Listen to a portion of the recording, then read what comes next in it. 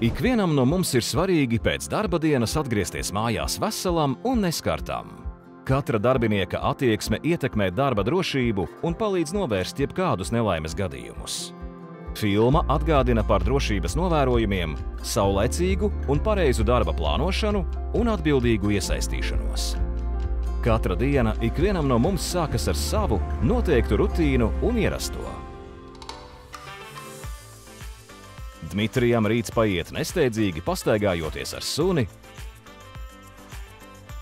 un dzerot kafiju, izbaudot rīta sauli, bet citam nelielā steigā.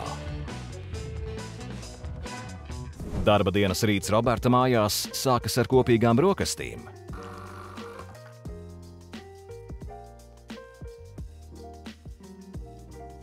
Jurim rīts sākas mājās ar nelielu rīta rosmi.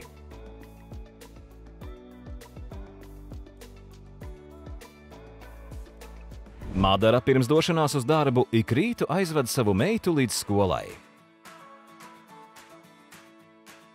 Visas darbības liecina par mīlestību, laipnību un rūpēm par sevi un apkārtējiem.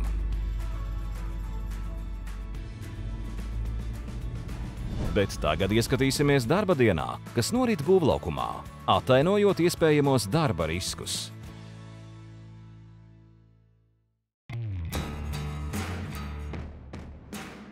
Kā katru darba dienas rītu, Dmitrijs, Roberts, Juris un Madara saņem īsu darba aizsardzības instruktāžu.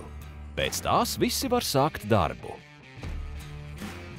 Roberts, ejot pakaļ kāpnēm, ierauga Madaru atmuguriski tupus pamestajā atvērtajā šahtā. Roberts brīdina kolēģi. Atceries, visiem malu atvērumiem, kur iespējama brīva piekļuve un nokrišanas risks, ir jābūt norobežotiem ar aizsarga margām. Ja aizsarga nožogojumu nav iespējams uzstādīt, bīstamo zonu norobežo, uzliek drošības zīmi un darbu veic ar individuālu pretkritiena sistēmu.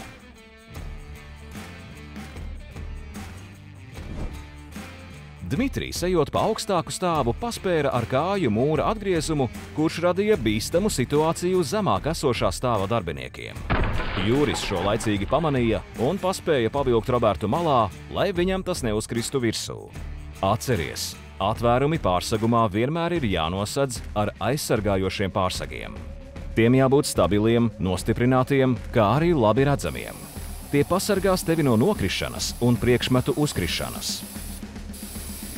Madara, izejot no ēkas, pamana Juri izkāpjam no ekskavatora bez individuālajiem aizsardzības līdzekļiem.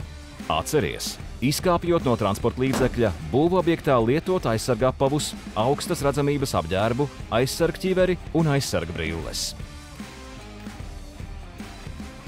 Dmitrijs runā pa telefonu un nepamana uz grīdas atstātos elektrības kabeļus. Pretī nāk Roberts, kurš uzsauc, lai novērstu risku paklupt. Atceries, pārvietošanās ceļiem ir jābūt brīviem no materiāliem, kabeļiem un citām iekārtām. Tas pasargās tevi no paklupšanas un pakrišanas. Stāvu zemāk Roberts pamanīja sadzīves pagarinātāju ar bojātu izolāciju. Madara grasās ieslēgt darba instrumentu. Roberts to pamana un brīdina Madaru. Atceries, aizliegts izmantot bojātus elektrokabeļus, kā arī mājsaimniecības pagarinātājus. Juris sakārtoja savu darba vietu pēc darba pabeigšanas un pamanīja, ka Roberts vēlas griezt ar leņķa slīpmašīnu bez aizsargiem. Juris pārtrauc Robertu. Abi piemeklē un izmanto atbilstošus aizsargus. Atgādinājums. Pirms darba uzsākšanas pārliecinies, ka iekārtām ir uzlikti visi aizsarga mehānismi un tie ir darba kārtībā. Dmitrijs veic darbu uz kāpnēm, taču kāpnes ir bojātas un nav stabili novietotas. Madara to ieraugot, pieskrien pie kāpnēm un notur tās.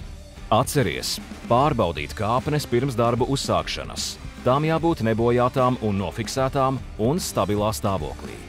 Darbs uz kāpnēm ir darbs augstumā. Aizliegts veikt darbu vienatnē. Veic to kopā ar kolēģi.